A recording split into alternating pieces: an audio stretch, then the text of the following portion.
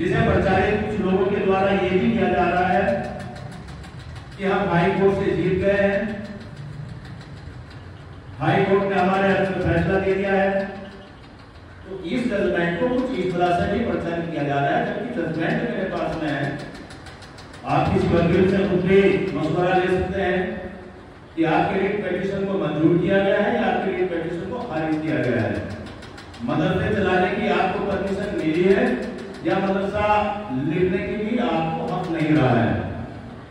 तो आज तो सरकार का हाई कोर्ट का सिर्फ एक सैंपल है आपके हक हकूक पर पाबंदियां लगाने का, आपको एक दायरे में सीमित करने का, आपके मदारिस को लिमिट में लाने का एक सिर्फ सैंपल है।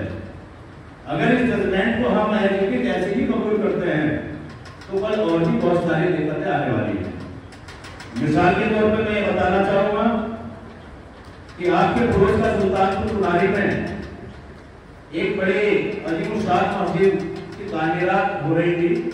जब साथी हमारे साथी हैं जिन्होंने विचारों में बड़ी जद्दोजहद करके उस मस्जिद के लिए चंदा की भी इंतजाम किए, जमीन का भी मामूल इंतजाम किया और वो एक यादगार मस्जिद बनाना चाहते हैं। इशरार अहमद एडवोकेट साहब है, उनके बेटे जज हैं, तो उनका बड़ा ताउन है उस मस्जिद को लेकर।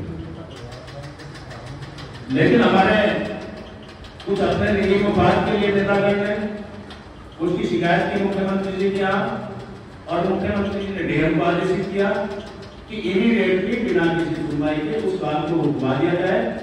ये डिजायर खड़े कर रहे हो आप हरिद्वार में, यानी उन हुकूमत को, उन मीनारों को एक मिजाइल की एक्टिविटी इंसान ने बंद किया।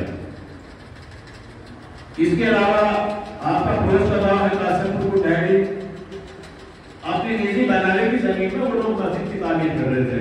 मुझसे बेहतर आप बैठे हैं मास्टर एहसान जी, मुझे ज्यादा जानकारी होगी। इस सिलसिले में मेरे पास 2-4 आदमियां हैं। इस मस्जिद को प्रशासन के लोग रुकवा के चले गए। मैंने कहा लिखित में आपको कुछ दिया है उन्होंने, कोई आदेश दिया है मस्जिद सील करने का? ना साहब लिखित में तो नहीं दिया है। तो मेरा आपसे यही दरखास्त है कि अगर शासन प्रशासन के लोग ऐसे आदेश हैं तो इतना ही डरने की जरूरत नहीं है। जो लोग आपकी मस्जिद को या मदरसे को सीज करने की बात करते हैं कि काम को रुकवा देते हैं, तो उनसे ये मुतालबा करें कि आप लिखित में दें।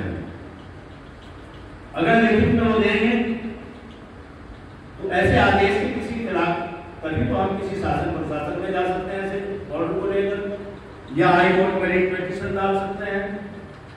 तो मेरा आपसे ये कहने का मतलब यही है कि आज मदरसा लिखने को लेकर आपकी पाबंदी लगाई, कल मस्जिद का सैंपल मैंने आपको बता दिया।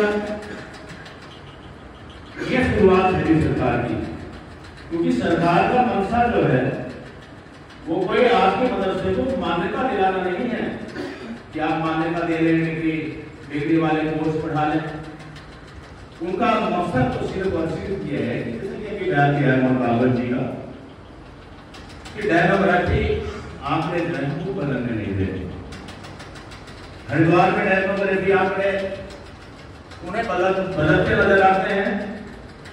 जब जब सरकार में कहीं करप्शन की बात आती है तो कहीं वो जिहाद की बात करते हैं, कहीं वो जिहाद की बात होती है, कहीं आपके जो खानका है, जो खानका है उनको डालने की बात आ जाती है बिना किसी नोटिस के, उन पे बुलडोजर चला दिया जाता है। कभी मदरसों को सीज करने की बात आ गई। अब नया चैप्टर मैंने आपको बताया कि मस्जिदों का नंबर है। मैं भी जानता हूं और आप भी अच्छी तरह से जानते हैं कि हरिद्वार के अंदर कुल कितनी मस्जिदें हैं और उनमें से कितनों की तादाद मुकम्मल है, वो उनमें से कितनी पर्ची करते हैं और कितने के हमारे पास में कागजात भी नहीं है। तो अपना नंबर जो होगा इन मस्जिदों का होगा। बात मैं अपनी बात को खैर मेरी बात ज्यादा लंबी हो गई, मैं मानना चाहूंगा उसकी, और मैं आप लोगों से यही अपील करूंगा कि हमारे बीच में हमारे सुप्रीम कोर्ट के लॉयर भी आए हुए हैं, मुझसे बेहतर कानूनी मशवरा हो देंगे और इस जजमेंट को को जैसा परिचालित किया जा रहा है कि हम जीत गए हैं, मतलब से हमारे भूल जाएंगे, वो केवल कंडीशन है, आपको हलफनामा देना पड़ेगा, मतलब से नहीं होता है। तो मेरा कहना ये है कि इस जजमेंट को हमें डबल बेंच लेने बात है, हमें चैलेंज करना चाहिए। चैलेंज वही लोग कर सकते हैं कि पहले से हाई कोर्ट में यहाँ पेटिशन नहीं हो, वो इसको चैलेंज कर सकते हैं। खुदा